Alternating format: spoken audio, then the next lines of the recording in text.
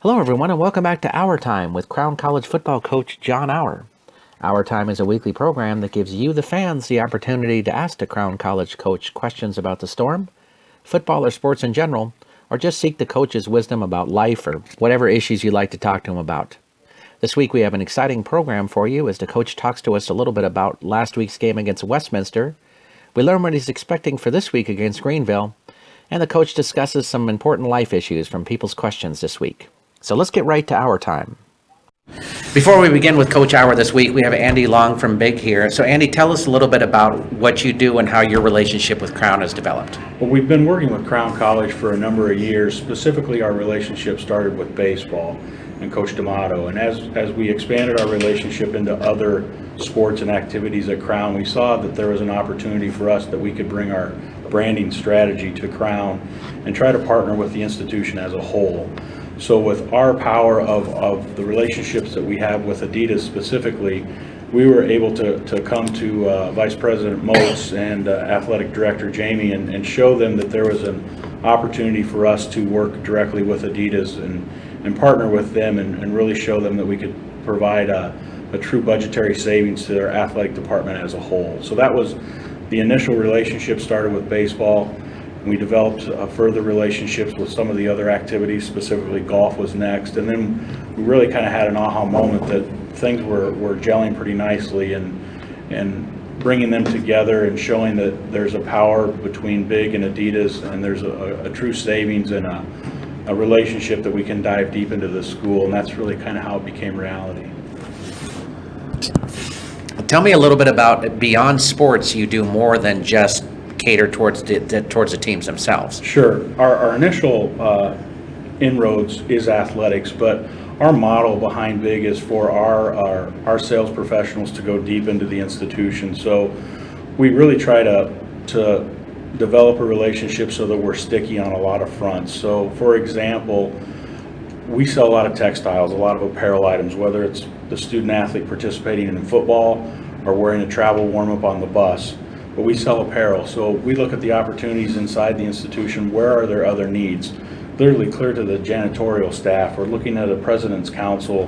They all have a different unique apparel need to the choir. So when a school has a need, we hope that they think of Business Impact Group or Big Athletics, and we just want to have a dog in that fight and show them that there's a lot of things that we do outside of just specifically their athletic needs. And is that still all provided by Adidas in the background? Generally speaking, we try to align the relationship with a manufacturer, Adidas really being a powerful tool, if you will. They give us a lot of ammunition to go out to the Division III and the Division II market. That's a concentrated consumer for them.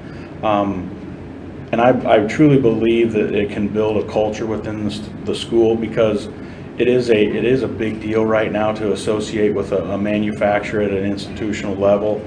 The pride factor that a student athlete and a student in general has with associating the school that they attend with a major manufacturer like Adidas, that's pretty impactful to the student athlete and to the culture of the institution as a whole. Let's talk a little bit about the regular student here at the school. How does this benefit them in terms of, are there savings for them, or how do they get benefited? Absolutely. So directly down to the student athlete or to the student in general. The student athlete, we're going to work with the individual teams and put together a package that are the necessities to play the sport, and then there might be some fringe opportunities for them too. But everything that we provide into Crown, the student athlete has a direct savings to their personal pocketbook, because they're not going to pay retail for anything. So the items that they need, whether they're playing football and they need cleats or they need gloves, there's a true savings to the athlete. And then furthermore, there's a benefit back to the institution, because we provide a royalty back to Crown College as well for everything that we sell into the athletic department. There's a direct benefit to the school. So we're saving them on a budgetary line at an institutional level. We're saving the student athlete from going out and paying retail at the mall, and then we roll that back into the school through a royalty stream back to the institution, so they truly create revenue as well along the way. Now, while you're located locally to here, you actually work with many different schools in the area, though. Yeah, right now we have 24 sales reps, primarily in the Midwest, but We are touching approximately 1,000 schools at this time, and we really cater to the Division II market and down. So the Division II, Division III, NAI, junior college, high schools, those are our primary markets. The AAU market is another area that we make a concentrated effort in as well. But our sweet spot is at the collegiate level. The Division II and Division III student athlete, they really they take what they do very serious in the classroom and also in competing on the playing field. So they really see a direct benefit on the savings and building that culture around their team and associating with a major manufacturer like Adidas. That pride factor is pretty contagious. Now, if somebody wanted to reach you and if their high school or the college was interested in working with you, how would they go about doing that? Real simple way would be to jump on our website and fill out a quick questionnaire. It's bigathletics.us. We're located here in the West Metro in Chanhassen, and currently here in the Minnesota market, we have 8 sales reps out calling on schools. But if you jumped on our website, you'd get a little better indication of the different things that we can provide at the school level. And as I noted before, we're a branding agency, so there's other things outside of the athletic arena that we might be of assets to them. That sounds great. Andy, thank you for spending the time with us. Great, thank you, sir.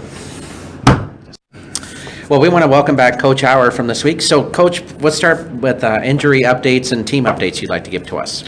Well, I think good week as far as not having a lot of injuries. Some of those guys, again, with the hands should be, moving forward to getting those taken off.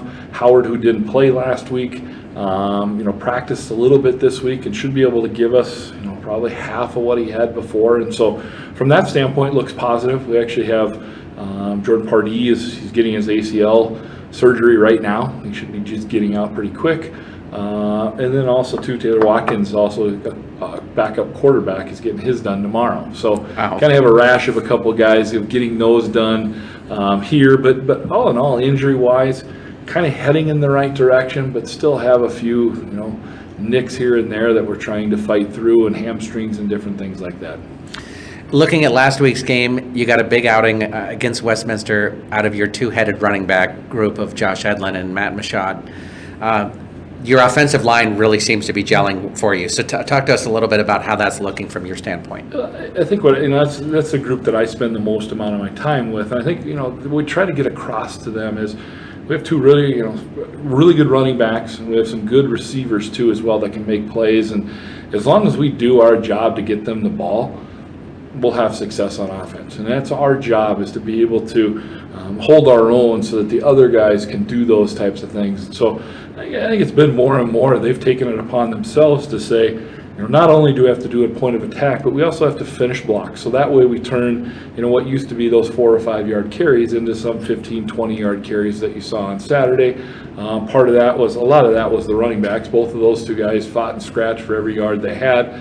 And a huge part of that was our offensive line and just being solid on what they were doing. And I think, you're seeing more and more from that group of just working together, talking to each other. That's become more and more. And probably the biggest thing is confidence. They have some good confidence within them too as well, and take pride in the fact of those other guys making plays. For the second time in 3 weeks, you have a huge play, two plays into the game. So is this where you're saying you want to be more of a big play offense like that, or is it just if they're going to give you opportunities, you're going to take that? I think you always want to get your big plays off of it, because it's a lot easier to score from one play from 70 yards out than have to play 13 and have something happen throughout it. But that's what we talk. I talked to Terrell after the game, and I said, he set the tone, because that's a team who we hadn't beaten in the past. And for him to come in and make two guys miss, and outside, Trey made 2 good blocks on the edge outside of that to do it, kind of gave our team belief after that, and that's kind of what we needed, was to get belief early, and then it kind of fed off of each other, throughout it. And so it took that one guy and again, made some great cuts on the run and took it. And then you can kind of see in our team the fact that, hey, we can beat these guys. This is something that we can do. Hadn't done it in the past, and so it was pretty cool to see that one play kind of change the persona of how we came into that day and the thoughts of that day. You had to feel really pleased with the fact that they're undefeated and you're at their home stadium and you walk away with a win. Yeah, I think you could kind of tell during the week our guys worked hard, because the week before was tough. I mean, that was Scholastic at home for homecoming, and they beat us pretty good. Our kids responded with some pretty good character during the week of practicing hard, and then, I could tell it was good for us to get away. It was good for us to get on a bus and drive 8.5 hours and kind of just be by ourselves. That was kind of that's what we talked about in pregame, was it's just us. It's just us, on this thing, and it's only us that can do this, and let's bond together in this whole thing of doing it. So, from our standpoint, it was probably the perfect situation for us, and, staying in a hotel together, eating together, getting up in the morning together, kind of created that family type atmosphere that we wanted. Your defense completely shut them down on the first half. In the second half, they get 2 quick touchdowns right off the bat. I know you had talked to me in previous shows about that you needed your defense to carry the game all the way into the second half. Did you feel like this was just kind of a fluke thing, or is this a little cause for concern for you? Yeah, and I think in the first half, what was good is the fact that, we gave up some yards, but I think, when it was needed, our guys, and they did this too in the second half, when it was needed, our guys stepped to the plate and did what was expected of them. And so I think it's more so just that concept of how do you, when somebody gets things rolling on you offensively, how do you turn the tide of that? How do you stop that? And I think, again, into the third quarter, into the fourth quarter, I think our guys started to do those things. The other thing is, when you have pretty good success in the first half, you go in at halftime, and there's not a ton of things you can go, hey, let's change this, because things are going well. As opposed to if you're struggling in the first half, you come in at halftime and usually go, we got to do this, and this, which change things up. And so a lot of times, when you have success in the first half, other teams adapt. Then that third quarter, you have to see what they do and come back and change what you have been doing because of what they've changed as well.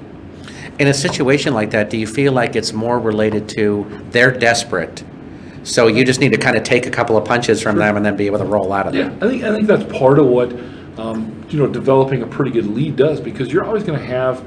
They're a good team. They were 3-0 in the conference coming into it. They're a good team, so they're going to have some things. Excuse me, and they change quarterbacks too as well, and so they kind of work through those situations, and you could see from them developing some confidence and saying, okay, hey, this is probably what we're going to have to do in order to have success from now on. It's not the same as what we've done previously. So then from our standpoint, what we had prepared for is a little bit different because of how they had to change. It goes back to the same thing as Martin Luther. When we jumped up on Martin Luther by 21 points, they're no longer an option team, and all of a sudden they start throwing the football. Well, you've got to take time and you've got to adjust to that too as well from that standpoint. And other teams, other good teams will do that, and then you have to adjust as well. Lateef Adams had 102 yards rushing, but he had to work for those. 23 carries, I believe, to get to that point. How did you feel that your defense worked in containing him? Well, I think afterwards we talked about, defensive coordinator, Coach Saylor was a little bit taking out those 2 drives in the second half. And my thing to him was, okay, first half, we did a great job shutting him down and doing those things. And the other thing that we did well defensively was we didn't give up the huge play. We didn't give up the long play. We made, when they scored, they had to take, 10, 12 plays in order to do it. And so that's part of the whole thing, is just that understanding of make people make mistakes in order to beat you. Don't give up the big play, the long run, the long pass, those type of things. And I thought defensively, we did a good job of that, which limited their scoring. Offensively, had a decent amount of yardage, but to take a look at scoring, they weren't where they needed to be at as far as that goes. This week you face Greenville. What are some keys that you're looking for that as they come in the same record as you? Kind of the same thing. Greenville's traditionally been in the top 3 of the conference and usually fought for the conference. They've changed some things up and have some different, played some different quarterbacks, running backs, and a multitude of those different types of people. And so, but they're still, their key, they're going to run the football. And it changed a little bit, how they run it and that. But their key is still, hey, we're going to run the football. And so for us defensively, we've got to be able to be sound. It's same thing going into last week. Just don't give up the big play. Be smart. They've turned the ball over in the past too as well. If you're strong in what you're doing and cause them to have more plays, the likelihood of them turning the ball over during that time is obviously higher. And so for us defensively, they've been working all week on tendencies of they do this with this and different formations and different motions to get them in the right positions to be able to make plays. But ultimately it comes down to, can you make those plays when those opportunities come? Let's talk about that offense. Number 1 offense in terms of yards in the conference. 3 quarterbacks who have had a significant amount of time on the field. 5 different guys have run for quite a large amount of yardage so far. how do you prepare for a team that anybody could be on the field kind of thing? And I think that's the approach you take. You don't take before, let's say where you have a really good receiver, you might slide coverage, you might do this according to that receiver. You don't really do that with this. You prepare more for a scheme than you do for individual players. And I think that's kind of the approach that our defensive staff has taken this week, is that concept of, okay, when they're in this, we're going to do this, and this is what they're more likely to do. And so from our standpoint, I think it's more looking at the scheme than it is individual players for them. They have two big defenders, Robert Deering, Nicholas Morrow, who seem to always have their head in the play. And, I hear coaches talk about, when you're building a scheme, you got to build with this person in mind. Do you really build an offense like that with knowing where this guy is all the time? Sometimes you have that, whether it's a defensive end and outside linebacker, or you might switch your tight end to the other side, which changes the strength, which pushes their weak side into the strong side. So now where you're going to, and you do some of those things. And we'll look at some of those things. I think what you try to do is you start off trying to be balanced. And you try to do things against and say, okay, that doesn't matter for us. But as the game goes along, we might look at it and say, okay, hey, we want to run away from this guy, or we want to run to this guy, or this, we want to attack this corner within it. And so you come into a game with a mindset of, we'd like to be able to do everything. This is where the emphasis is going to be. But as the game goes along, I think you start to see more and more, because a lot of it is you're watching film of a different player against that player. And your player may be better, may not be as good as that player who you've seen on tape. So you kind of have to see how you compete against those individuals, and then kind of gear it after that, first, second drive from that standpoint. Brandon McCormick's had some really huge plays for you over the last few weeks, but I don't think you would find his play has been really consistent for you. So how do you try to adjust that to get him a little bit more confident in his abilities at this point? I think that's, you said it right there, is confidence. If he's confident in doing stuff, usually he's pretty good at accomplishing. And he's done some very, I talked to his parents after the game, and the major part of what he did on Saturday was checking us into better run plays. According to what front they were in, according to how they were rolling their coverage and things like that. So he brings not only that, but also to, throwing wise and making big plays. Consistency standpoint, we have to put him in more situations. So whether that's in practice, this morning we had practice and did more 2-minute stuff to kind of make him think quicker and do those things. But we've talked to him a lot about just relaxing, because the problem is he's very smart and he spends a lot of time on it. So sometimes you can overthink things. So sometimes you go into it and you're just thinking too much instead of just playing. And so for him, it's trying to get him in the mode of just playing, and not trying to put everything on his shoulders, and not trying to have to think through everything. Heading into our fan questions this week, our first one is from Sam from Chaska, who asks, what are the differences to you between coaching at Division II and Division III? Sure. A lot of big differences, especially back then. I mean, that's 15 years ago, but first coming over, one of the best stories I ever tell, I used to fill out a form that would say where all of my equipment was at in my position group. So I came in here and I was like, hey, where's the form where people set up all my equipment? And they're like, Coach, you set up your own equipment, you do your own thing. So you're not, things like that where you're doing your own thing, and there's a lot of things that you don't realize that need to be done, and all of a sudden you're here and, okay, I need to do that, and those type of things. The other thing is, you always talk about difference between D2, D3, and scholarships. There's positives to, everybody always says, well, if I had scholarships, we'd be able to do stuff. Well, there was negatives to that too as well, as far as having to, kids talk to each other and, hey, I want this and I want that. Whereas in here, they're all on the same page. They're getting scholarships from academics and in leadership and things like that. And so they're all on the same page. And so you remove that from it. And so, it's just love of the game here and enjoying to play. And so, I enjoyed Saturdays, at the Division II level, and playing a game at the Fargo Dome and against North Dakota State and doing that stuff. But here I get a chance to be involved with kids' lives more, be a more intricate part of their academic development, their faith development, all of those types of things. Whereas before in Division II, it was pretty much all about football. The love of the game is a good lead-in point to our next question, which is Carl from Plymouth, who asks, I don't get these guys who get a lot of money but don't want to play hard. This guy, Sue, and Dominic Sue in Miami, gets a big contract but then doesn't want to play really. What does it take to motivate a player like that, in your opinion? Just like our guys, anything from it, you got a purpose to what you're doing. And if your purpose is just the check that you have, it's probably not going to motivate you as far as work ethic, as far as desire to win, as far as to motivate your teammates. And so I would say that is that concept of what's your purpose for why you're on this team? Why are you a part of our program? Why do you want to be with us? Why do you want to compete with us? Those type of things. And if the purpose is right, usually that follows through with the work ethic and as far as the intensity goes for that player. John from St. Bonifacius asks, what has really stood out or surprised you in the NFL this season? Oh, good question. I've seen, we were working on film on Sunday, so I've seen watched a lot of the Vikings and that type of thing. But I would say probably the struggles of some of the traditionally good teams. Seattle struggled a little bit, some of those things. Some of the kind of mediocre to below average teams have kind of raised their play above where they've been at before. And I think that comes back to just the parity within the NFL. Where on any week, any team can beat another team. And, other than Green Bay and having the quarterback that they do, they seem like they're the one in New England. Seem like those are the two teams that are kind of mowing through everybody else. But I think the other teams behind them seem like they're, somewhat even, somewhat parallel to each other as far as who's going to come out of that group. Mike from Waconia would like to know if you have a World Series favorite. Yeah, I'd probably go with Toronto. Toronto was seemed like they picked up some good hitters at the trade deadline and have an ace and that type of thing. And it seems like, teams that are going into it that have that firepower seem to find a way to win in the postseason. Good choice. Mary from St. Bonifacius would like to know, what do you think are some real keys to a good marriage? I think first, we would talk about this as being a football coach. There's a certain type of person that you can marry because, in the fall, my wife does about everything for us. Who takes, especially when our kids were younger, takes our kids to everything, does everything around. Because I leave the house usually 5:25 in the morning, get home after 8 each night.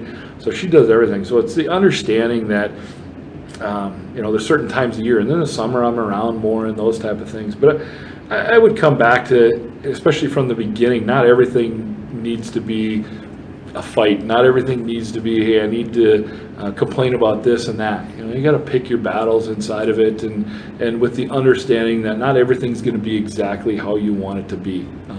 And then from my perspective, I think it's trying to do some things that aren't expected of me.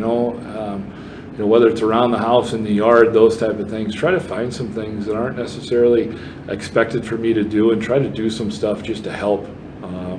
And again, that's something that still something a work in progress and trying to figure those things out. But as a guy, usually we're on the short end of trying to figure things and what to do to make it right. And so, from my perspective, that's kind of what I need to do is look at it and say, hey, what can I do to make things better around our house? That's a great idea. I like that. Our last question comes from somebody who identifying himself as Kardashian Hater. Says, Coach, you seem like a smart guy. The Kardashians being popular, I just don't get it. Do you? I am the same way, so I am right along with you. There's times where I'll be walking by TV and I'll see a commercial of it, and I think about all the good people that are out there. I think about all the good stories that are out there and all the times that are spent on not only them, but also people outside of that I look at and say that's a waste of time, as opposed to, I want to hear about people that are doing things right and people that are living their lives the right way, or at least making an effort to do things, rather than all the people that watch that, which to me is a struggle as far as, again, how you live your life. To me, I want to watch people that inspire me, that I look at and say, okay, I want to be like them, or I want to find out how they live that way, not people like that. That's awesome. Thanks, Coach, for joining us this week. Thank you. We want to thank Coach Auer for joining us on Auer Time this week. If you have your own questions you'd like to ask the Crown College coach, please send them to us at johnauer@minorleaguesportsupport.com. That's John Auer at minorleaguesportsupport.com. Please have your questions to us by Wednesday at noon so we can give the coach a little bit of time to review them before we record our show on Thursday. We want to thank you for joining us this week. I'm Rob Paneer, the managing editor of the Minor League Sports Report, and we want to remind you that each week, it's Auer Time.